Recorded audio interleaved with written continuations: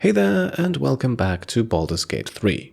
My name is Pete, and today we complete another episode of this honor mode walkthrough with our Dark Urge Halfling Bard, Sylvia Hairyfoot.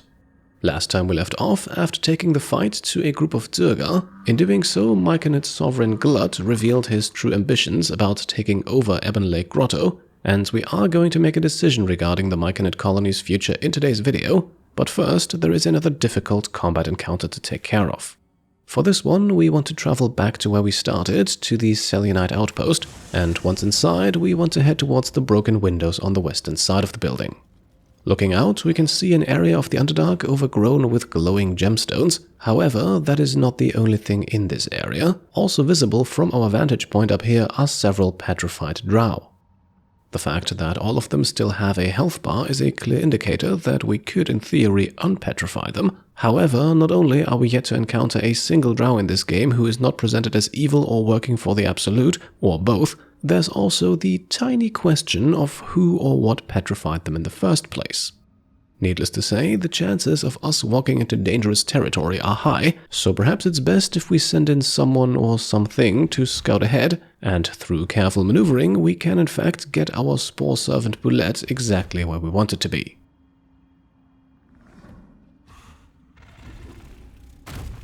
It also reveals to us the presence of yet another petrified drow over to the right here, and crucially, because it cannot pathfind its way back to Sylvia on its own, it will now stay in this area until we manually guide it back. Up next we have an invisible shovel join it, and let's bring myconid sovereign Glut over into the area as well. Now Glut will go back to us if we switch to Sylvia here, so I've entered turn-based mode, because Zombie Connor might be a good addition to our scouting party as well, and with that I think we are pretty much good to go. For now, all the drow are still petrified, and we have also not yet found the creature or source responsible for it. However, Karlach has a bottle of basilisk oil in her inventory, per its description capable of restoring a petrified creature back to its organic form. So, let's throw it at the drow back here and see what happens.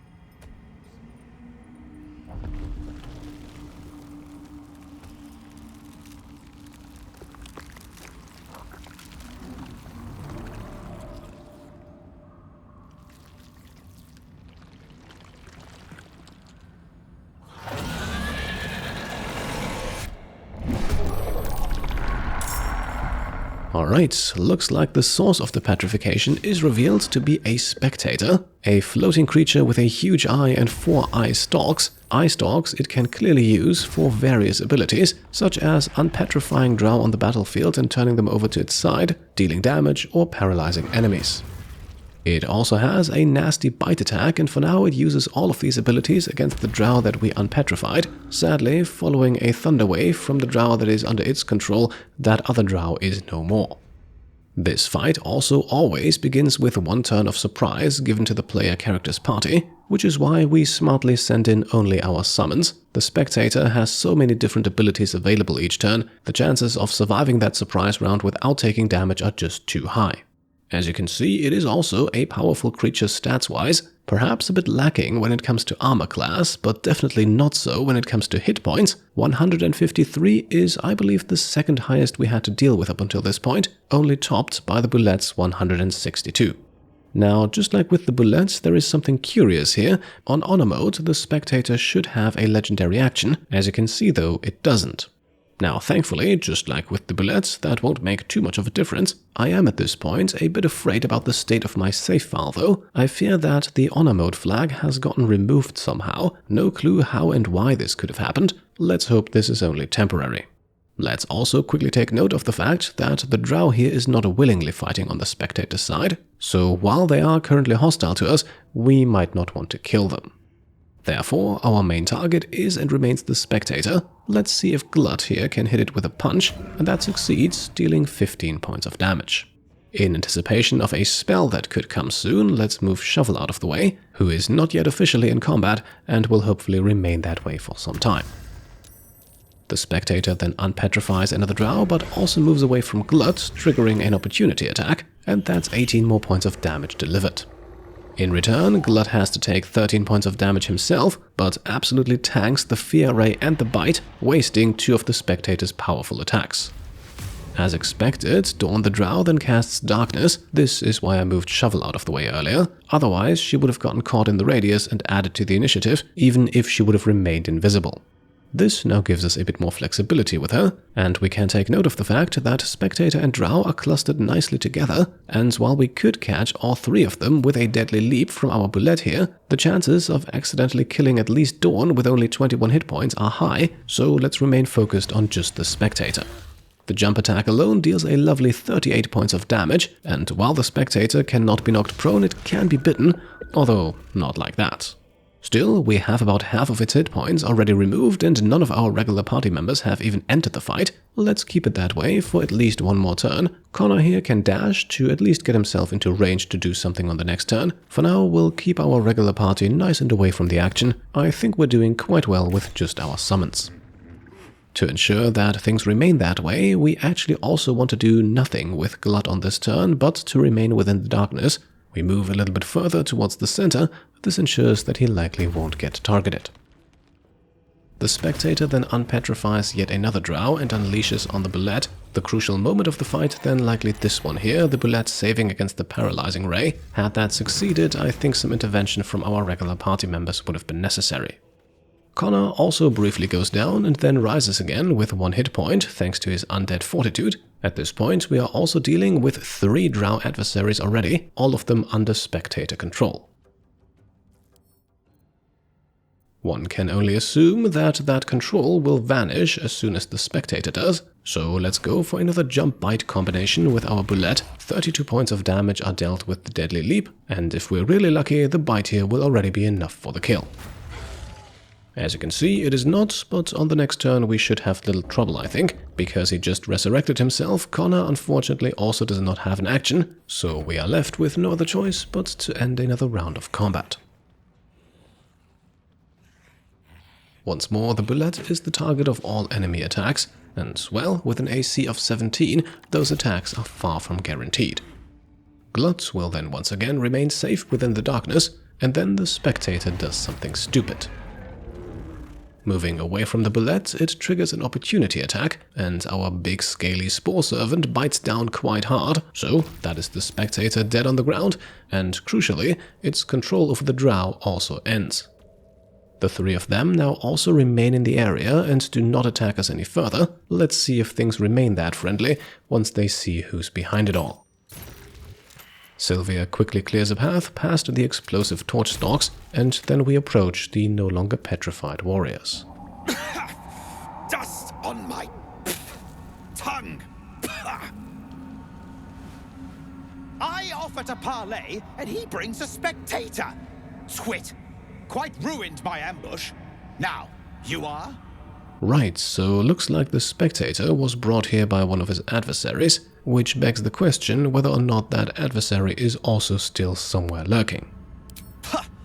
A rival, a mere footnote to my legend. You should be more concerned with who I am.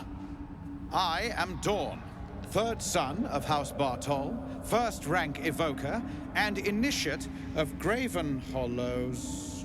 Oh. Oh no, no, my dear dark gods below, no! Now, we fail the Arcana check here to identify the thing in his hand. Don't worry though, he is more than happy to tell us if we just ask kindly. A memory shard. They hold their glow for years. And it's fading.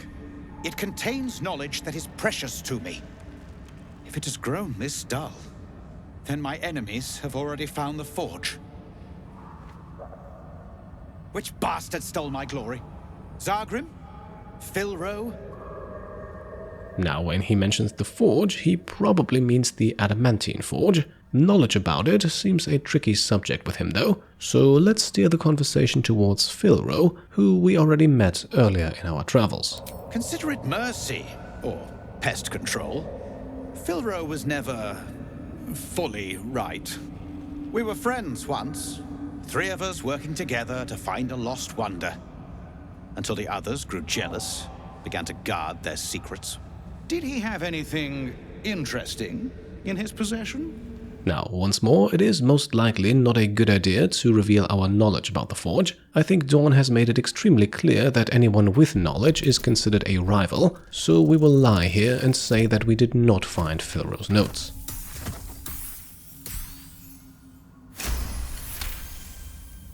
Disappointing. But he's out of the way, so small blessings, I suppose. Well, I have some business I am long overdue in completing. And I'm sure you have something to do. Now at this point we could provoke a fight by suggesting that we have earned the crystal as thanks. Once again, I think it's pretty clear that he won't react well to that, so instead we just leave, we earn 200 XP for solving the encounter peacefully, and can now quickly speak to the other 2 Drow. Talk to Dhourn. I must rest.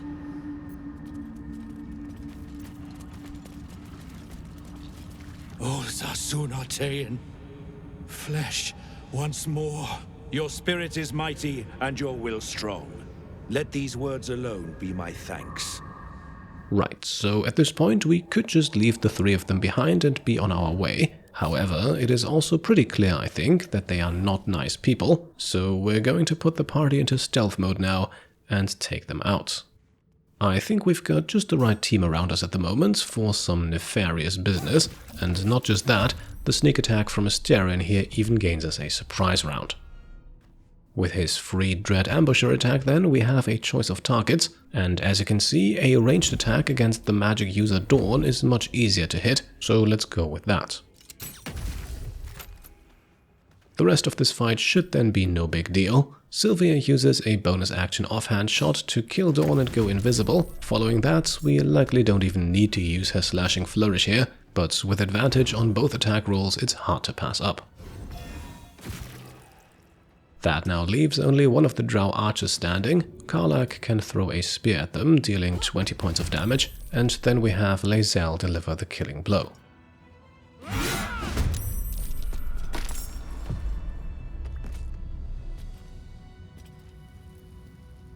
So let's start looting. That is one of the main reasons I would advise in favor of killing the Drow. They have some good stuff on them. Nothing quite as good as the Spectator Eyes amulet though, allowing its wearer to cast both Ray of Fear and Wounding Ray once per long rest. Also in the area, you can see it here, we find thieves' tools, some gold and a frayed Drow hood. However, I will show you where to find a much better piece of headgear later on in the video. The next dead Drow then here also equipped with armor and shortbow, but that is nothing in comparison to Dhourn, from whom we can not only loot the memory shard and an icy helve, but also the blast pendant, an amulet that synergizes nicely with the lightning charges mechanic, so possibly something to give to Gale. Further down then we have the body of the dead Drow killed at the start of the fight, and we will now also meticulously take care of the 2 remaining petrified ones. Due to the spectator's early death, these did not get to join the fight, but they do have some decent loot on them. By the way, you can in fact safely destroy every single one of these petrified Drow before the fight even begins. Just make sure you do so with one of your summons. The Bulette obviously works very well. Once you enter the area with any non-hidden party member or use them to interact with the Drow, the spectator will show up. But as you just saw, that mechanic can also be used to trigger the fight exactly how and when you want it to. Now moving on, we clear this little platform to the north of where the fight took place. Down here we can help ourselves to a Viridian crystal. That might be worth a look. As well as to the contents of a hidden treasure chest. The loot inside is admittedly a little disappointing, but we'll grab it anyway of course and then keep moving. The skeleton here is empty, but there is a trap nearby. Someone's left a trap out for us. Now Astarion can actually approach this trap to disarm it without taking damage from the noxious fumes. However, as you can see, the DC is 30, and even with advantage and generous bonuses, success is far from guaranteed. So instead we'll just have Astarion go solo for a second to sneak past, A bottle of Alchemist's Fire can safely be dragged away from the fumes, and then we can approach the other skeleton. Oh dear. Someone's left a trap out for us. There is another trap nearby. This one has a backpack placed on top of it. I also highly recommend pocketing the torch before interacting with it, as well as sneakily grabbing the dragon egg mushroom here. A trap. Someone doesn't like visitors. This next trap then blocks a path onwards, but don't worry, there is another way around to that area that we will explore shortly. For the backpack then, we want to drag it off of the trap from as far away as possible. As you can see, this releases more noxious fumes, which would have exploded had the torch still been laying on the ground. Doing it this way allows Astarion to grab the contents without being harmed. Now, I did promise another way around the noxious fumes, and this here is it. We can jump across to a lone stone pillar and then climb down some cragged rock. From down here we can then jump across, noxious fumes avoided. In terms of loot, we can first collect a dragon egg mushroom. A little bit further up ahead there's also a chasm creeper to harvest, while the path continuing northeast is blocked by a spiderweb. A few crossbow bolts get rid of it and gain us access to a heavy chest that we already spotted last episode. You can also jump up onto this area from the other side. Now, the chest is easily picked open with a DC of only 15, and Astarion even has something to say about it. A resupply stash. I wonder if Lolth's pets left anything good. Indeed, this chest most likely belonged to the drow we just encountered. Next to a drow leather armor, it curiously also contains a bottle of basilisk oil, as well as a little prayer to the drow goddess Lolth. Fittingly, on a small stone table nearby, there are various spider eggs that we cannot take, as well as an excerpt from a lengthy speech praising Lolth too, ending on the sentence that Lolth smiles on those who are creative in matters of torture. In that sense, I don't think attacking the drow earlier was entirely unjustified, and this was, by the way, also the last noteworthy item of loot in this area. Just as a quick side note then, you might recall the area on the other side of the chasm here from the last episode. The path here leads to the decrepit village, and with a capable character you could jump the gap from both sides. Heading back the way we came, we can then also quickly stop and overlook a cavern full of torch stalks. We'll enter this cavern in the next episode, as it actually contains a secret passageway leading to the home of a few rather curious creatures. For the time being, though, let us focus on a different matter. Having regrouped our party, I think it's time we finally decide the fate of the myconid colony. To that end, let's fast travel back to the Ebonlake Grotto, where we now want to approach myconid sovereign Spaw, and to ensure the conversation goes according to plan, we also want to make sure that Glut is nearby. It greets you with a harrowing elegy, cheerless as the new moon. Now, no talk of hostilities just yet. For now, let's just report that we killed the Durga just the way we were asked to. The music shifts, still melancholic, but now streaked with hope. Do you hear? A new harmony. Serenity. I name you Peace Bringer. Fragrant spores waft through the air. Your heart swells with bliss with your every breath. Freely you have given to us. Freely you may take. The Guardian Gate is open. Go and claim your reward. So generous is Spaw, mighty sovereign. But when I sang my need, I received only silence. You give us nothing. We will take everything. Peacebringer, what is this? Well, this is clearly Glut's attempt to force the matter, and, well, I hope it was clear from the beginning that we were not going to side with him. Obviously, we could have taken him out at any point prior to this, but it just feels right to me to let this thing come to a conclusion with the two sovereigns face to face. Traitor! Your corpse will know no rest. You will rise only to die again.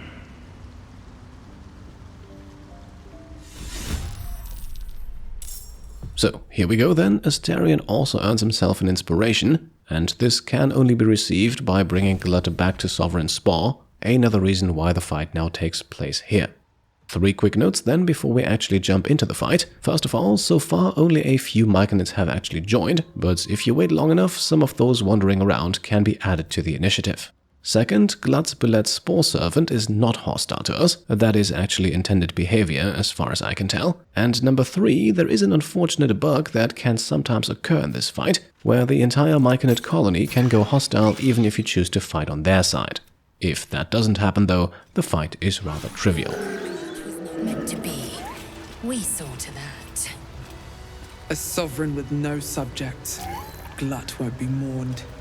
And there we are. Sovereign Glut, the usurper, has been slain. Looting his body, however, will still be frowned upon, but there's no loot on it anyway. The Bulette, meanwhile, curiously remains even after Glut is dead. There better be a soft bedroll in my near future. And, well, the fact that the Bulette remains more or less alive can cause some issues. I'm not entirely sure why a fight broke out there, but in my experience this is something that happens fairly reliably. And, well, speaking of experience, this actually allows us to earn a little bit more of it. At this point, the Bulette has only roughly 1/3 of its hit points remaining and is no longer quite so durable. So let's join the fight. At the very least, this helps avoid any further myconid slaughter.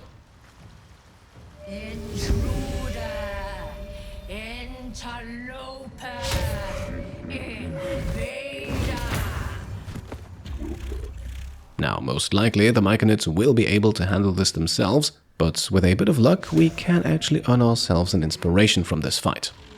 You will fall, and in death we will raise you.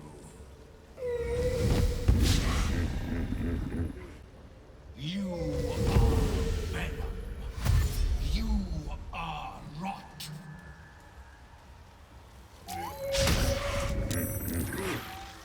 Now, as you can see, it does take a little while for the myconids to finish their collective turn. Eventually, though, we are up again, and our goal at this point is to bring the Bulette down to around 10 to 15 hit points. Let's see what a bonus action offhand shot from Sylvia can do. Sadly, we have no other choice but to attack with disadvantage here.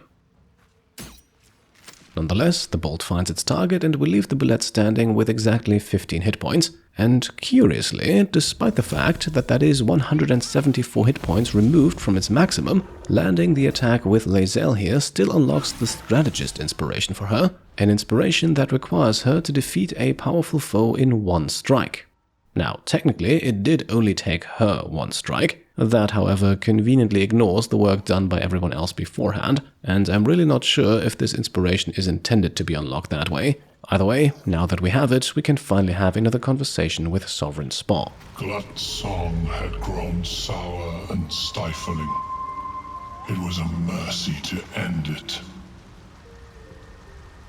The songs we sing now carry your spirit. I first named you Peace Bringer. I now name you Kin Spirit. You aid us twice over, so twice I will thank you. The Guardian Gate is open already, but perhaps there is still some reward to claim. But before this, I have another boon to ask of you. You have cut out the Dwegar Blight, but not its source. In your mind's eye, Spaw shows you a drow, striding among myconid dead. Near. This one is called. He hunted us. Hunt him in turn. Bring me his head, and I will know my circle is safe. Do you see? Indulge one demand and it only breeds another. Right, sounds like the fight against the Durga has not been won just yet. Before agreeing to help though, we can comment on the fact that Spaw is indeed racking up quite the body count. I ask a boon, and will give one in return. The Drow lurks in the ruins beyond the lake.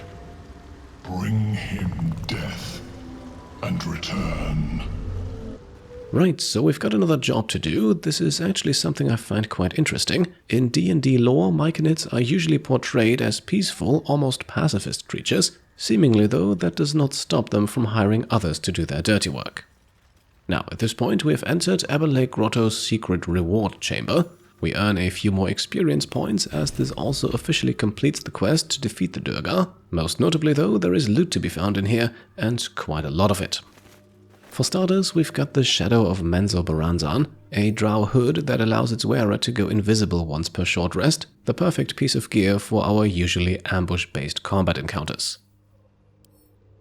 Right next to it we can find 2 spell scrolls, one for Ray of Sickness and one for Blindness. The blue cap mushrooms here, for a change, are actually not an alchemy ingredient, they can only be used as camp supplies. Then there is a pale corpse in the middle of the room, plenty of alchemy ingredients on this one, alongside a piece of icy metal and a book about flumph mating rituals. The book is marked as special though, so let's give it a closer look. The cover proudly announces this book to be Flumph Mating Rituals. Right, and we are given 2 skill checks here to interact a bit closer with this book, and since we carry the Idol of Sylvanas that gives us proficiency in nature checks, let's go with that one. Crucially, after completing the quest to defeat the Durgar, we have also been given Bliss Spores, a 1d6 bonus on ability checks, saving throws and attack rolls. This is actually an extremely powerful boon, even though it only extends to Sylvia. Sadly though, it only lasts until the next long rest. Underdark fauna is a topic much written on, but this title has never appeared in any collection you've seen. The scrutiny proves too much. The lurid text melts away before your eyes. An illusion. What remains are simple instructions written in a spare hand. The secret to forging adamantine.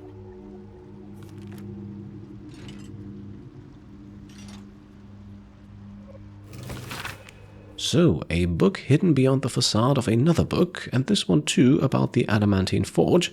Seems like the Drow were very eager in their search for it. Forge again. The wizard's notes mentioned a guardian, right? And yes indeed, a guardian of the forge is mentioned in this book too, as well as instructions for operating the forge itself. Now, to complete our looting of this area, let's quickly also grab the contents of the backpack here. The 2 rotten items we can safely leave inside. Apart from that, the rest is mostly just clutter, which we are now quickly going to sell. Together with some of the loot we collected from the Drow, we can make just over 300 gold here. And with that, we now have our eyes set on 2 things, the Arcane Tower, as well as the Adamantine Forge. Before we tackle either one though, a quick look into our inventory reveals that we now have 3 of these icy items, and we are actually offered the option here to combine them, so let's do exactly that. This results in the recovery of Mourning Frost, a very rare quarterstaff, obviously with an icy theme to it, increasing its wielder's cold damage output, and whenever they do deal cold damage, there is also a chance the target becomes chilled.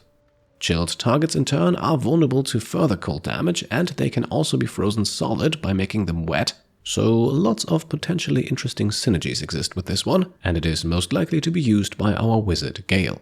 Speaking of Gale, there is actually something we want to do with him at this point, so let's briefly head back to camp and make him an active member of our party. At this point, we want to turn our attention to the Drow's memory shard. We already deciphered the notes about the Adamantine Forge from Filro the Forgotten in the last episode. Just a few moments ago, we also revealed the truth about the book, The Great Furnace of Grimforge. Both of those documents talked mostly about the Forge's guardian. Maybe the memory shard can now finally tell us more about its location. The crystal shines only faintly. A memory shard, the wizard had called it. Now, there are 2 reasons to use Gale for this interaction. The first is that he is of course by far our most competent magic user, and with a +7 to Arcana checks, the DC of 10 here should be no trouble for him.